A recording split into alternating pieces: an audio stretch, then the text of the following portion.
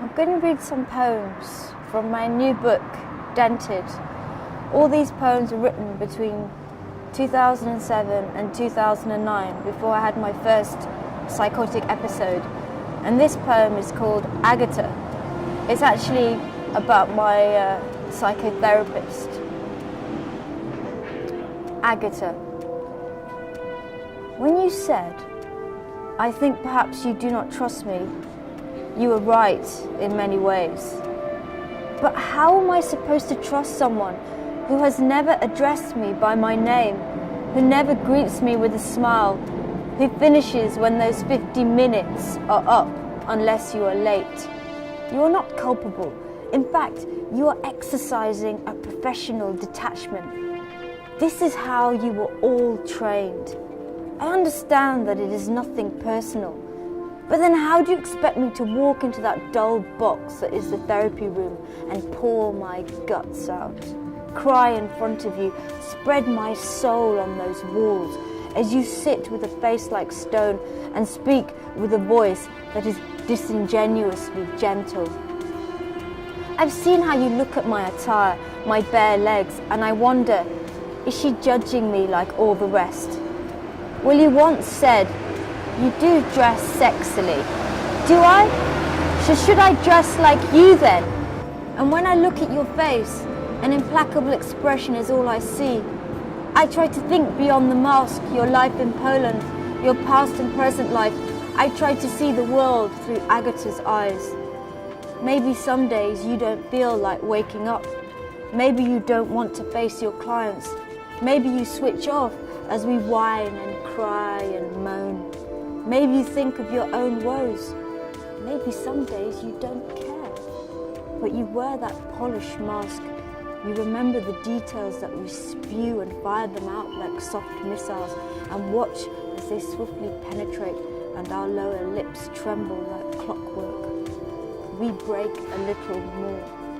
As you try to map out a picture of an already broken soul, you say that I'm a starving orphan who never received the love and affection that I craved. You say I didn't get enough of my mother's milk. You say that I am sucking on that stale grain of rice that represents my relationships. But you don't say how to get out of the dump. You don't tell me how to change the tape and listen to a new song. You cannot give me the panacea that I dream about, because there is no panacea. The only thing that we can be sure of is getting old sick and dying alone. And what of your pain, Agata? Do you tuck it neatly away from public view? Do you bare your soul to a stranger? Do you have a husband, children, a dog, a home, a garden, a good life? The good life that we all want, at least we think we want. And then I think of Dr. Morgan, my psychotherapist, Dr. Bass, my psychiatrist, and I think of the mess that is probably their lives, which they are still trying to unravel, like a tightly knotted colossal ball of string, which they hide in a drawer in their office, as they grapple with the mess that is other people's lives.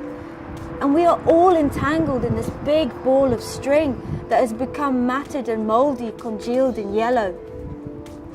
So when you ask me, I think perhaps you do not trust me. It is true.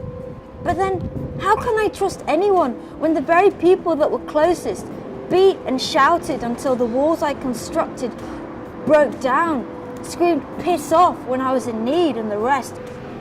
When I think of the many thousands I've collided with, the friends that have all but gone, the bullies that have tried to trample upon this bony frame when I was a kid, the lovers that have stuck in their feeble rods at will and then discarded what was left like trash, the husband that abandoned his wife, the men who make lewd remarks on the street, the women who smile and bite at the same time, the strangers that hurl abuse like stones, the rich and famous that come praying and then promptly flee. And even when someone pays me a compliment that smells of honey, or someone says, "You are wonderful," I am incapable of digesting this delicious food and decline their offerings of praise and adulation, preferring the familiar taste of rancid abuse and the sting of a rebarbative tongue. That is the only milk I know how to guzzle without puking. So Agata, my wise psychotherapist, and I say this without a shred of sarcasm, you tell me, how is it possible for me to ever trust anyone, let alone you?